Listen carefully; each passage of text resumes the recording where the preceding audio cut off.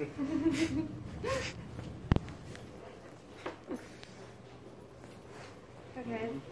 My name is Robin, and I would like to open with a quote from a Forbes website article. Whether we realize it or not, everything we do or don't do is freighted with nonverbal signals that others are straining to decipher. To me, this means that we tend to look for a deeper meaning, not in the words we speak, but in how we say them and the actions put forth. I find myself using hand gestures and fluctuating in pitches, but what does it mean?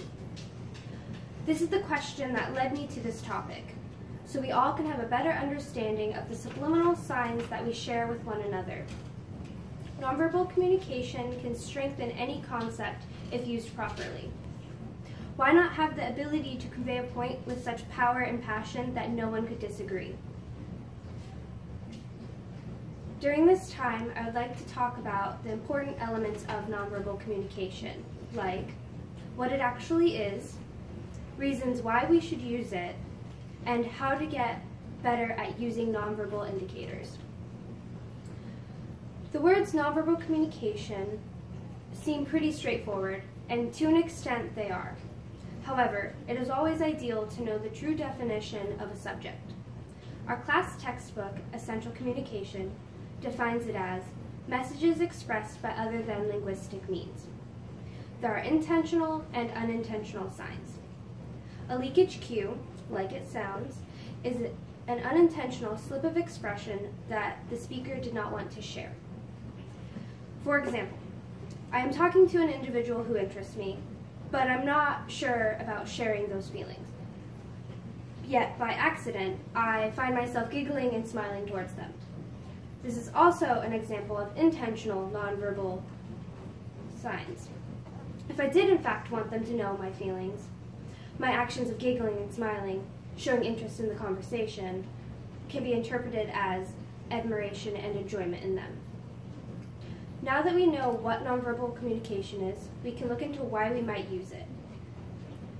It can be unintentional or intentional, like previously stated, and there are various reasons as to why we might use it. Here are just a few. The next line is a quote from an article on Technology Review's website. Nonverbal cues can make unreasonable arguments strangely persuasive, but if properly recognized and harnessed, they can make group discussions much more productive. Cues help individuals and groups improve the interest and strengthen the information being shared.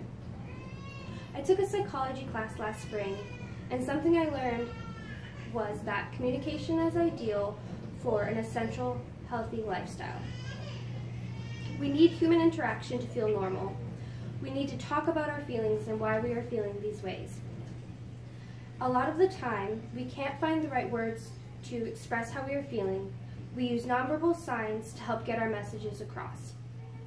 Nonverbal communication is important to comprehend so that we are able to express the way we feel. Finally, we are able to learn about how to implement nonverbal signs to become better conversationalists.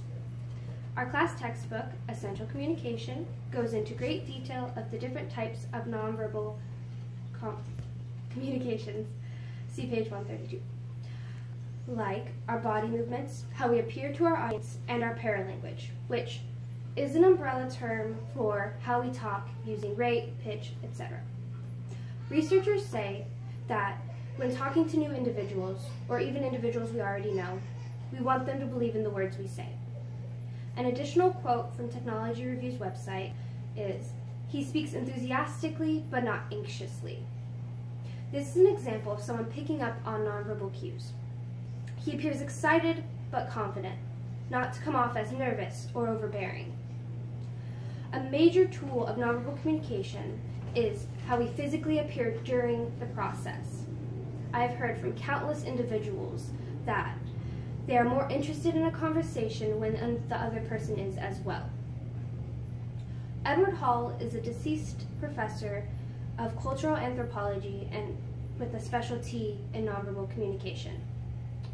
He had an obituary written for him in the New York Times that shares his ideas on the importance of culture and nonverbal indicators.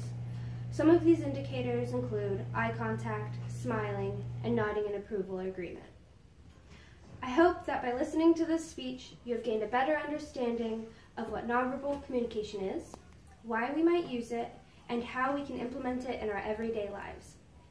By doing so, we have the ability to convey any point with confidence and credibility that there is no doubt about it. I'd like to end this talk with a few words on learning and development. Communication is a complicated and an ever-changing field. As time goes on and we change our habits, we must adapt. It is crucial to have the ability to express ourselves and understand one another. Thank you. Now, hand the audience! Yay!